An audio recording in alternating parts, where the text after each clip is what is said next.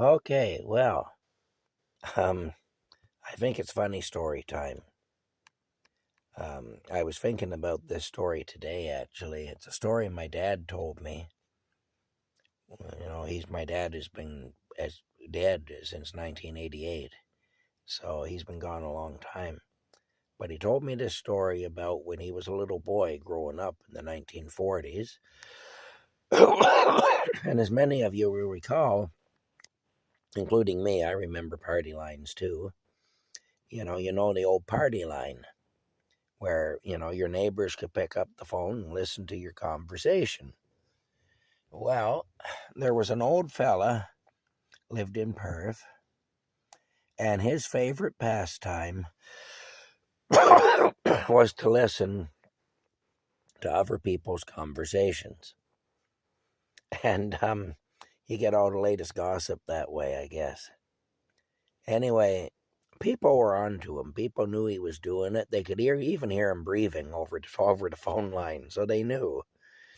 And people knew who he was. Like, well, he wasn't really fooling anybody. Anyway, my dad and one of his friends at school decided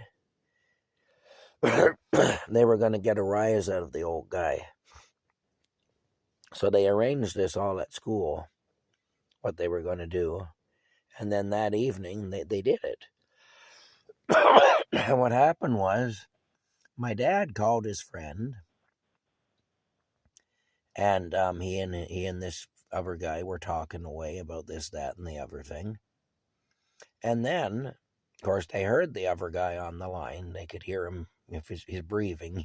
They knew he was. They knew he was listening. So then my dad, he says, "Oh, I don't know if you've heard or not, but maybe you haven't. I don't know, but old Mister So and So passed away last night." Well, this is the fella that was listening in. They were talking about, and the other guy says, "Oh no, I hadn't heard that." My dad says, "Oh yeah, he died last night. Too bad. Of course, he was quite old, but still, it's kind of too bad, like that." And they got talking back and forth about how the old guy had passed away. And I guess the old guy, he couldn't stand it anymore.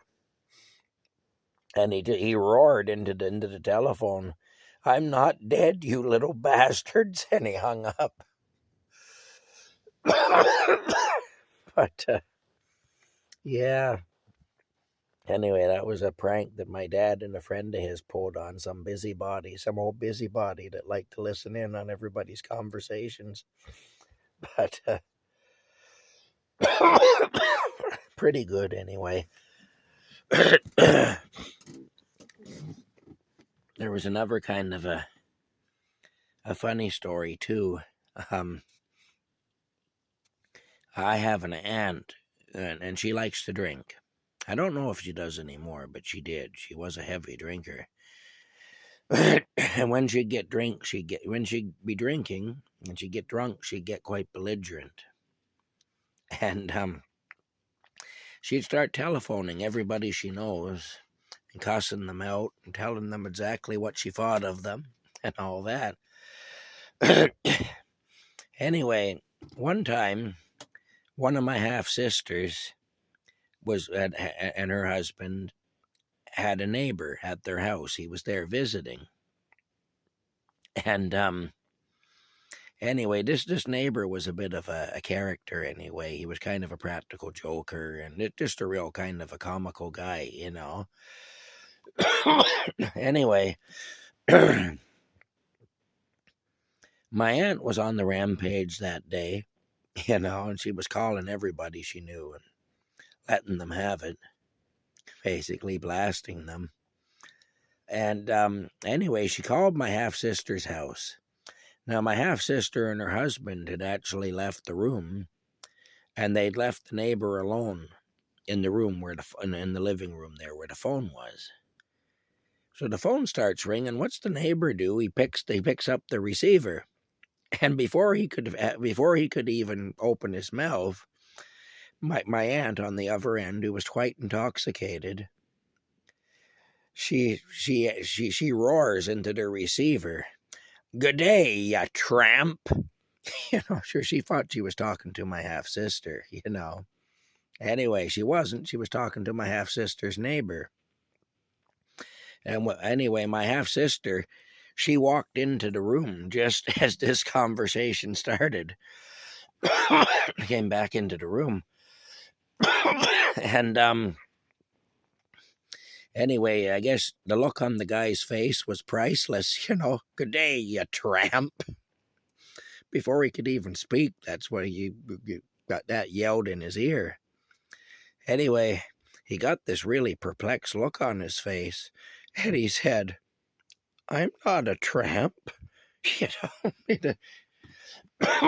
My throat got kind of buggered up there, but he got a perplexed look on his face anyway, and he says, "I'm not a tramp." And I guess my aunt was quite embarrassed then. She realized that she had just called some stranger a tramp,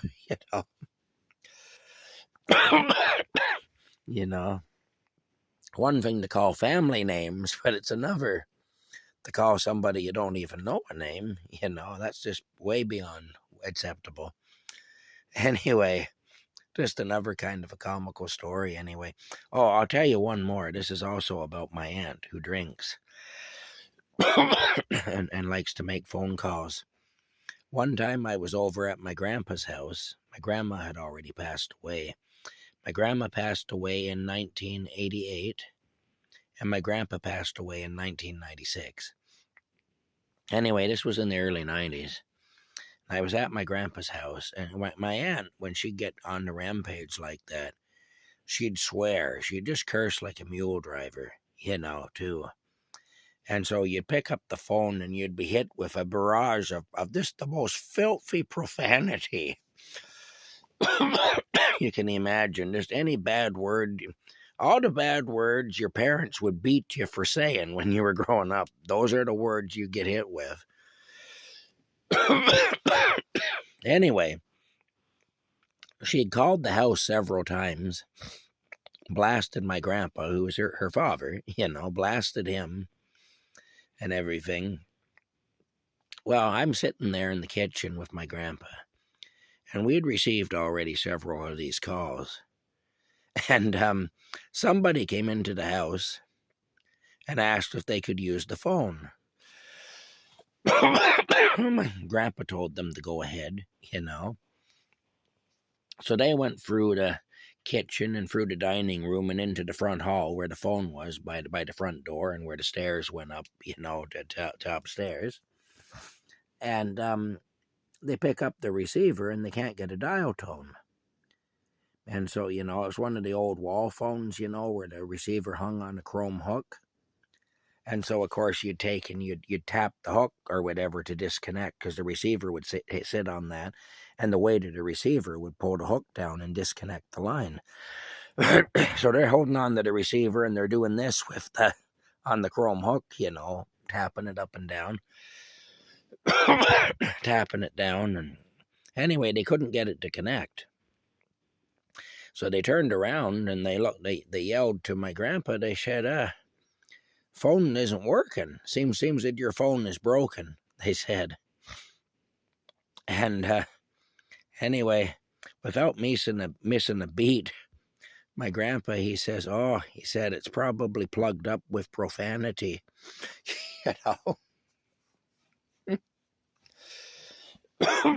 Probably plugged up with profanity, he said, like a toilet,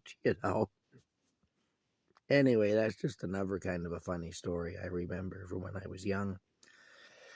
I was like 28 years old when my grandpa passed away, so I was still quite young when that conversation took place. It was in my 20s, Anyway, but that's the story anyway. I think I was just as ugly back then as I am now, but I had hope. That's the only difference. I had hope. And I had a little more hair and my teeth were better. There is that too. Anyway, that's where we're at. That's what's happening here at Camp Crazy. The things we go through. there's Rocky doing his peekaboo thing. Hey, you, peekaboo. Hey, peekaboo, Rocky. Yeah, so anyway, that's it for now. Rocky and I will see you later.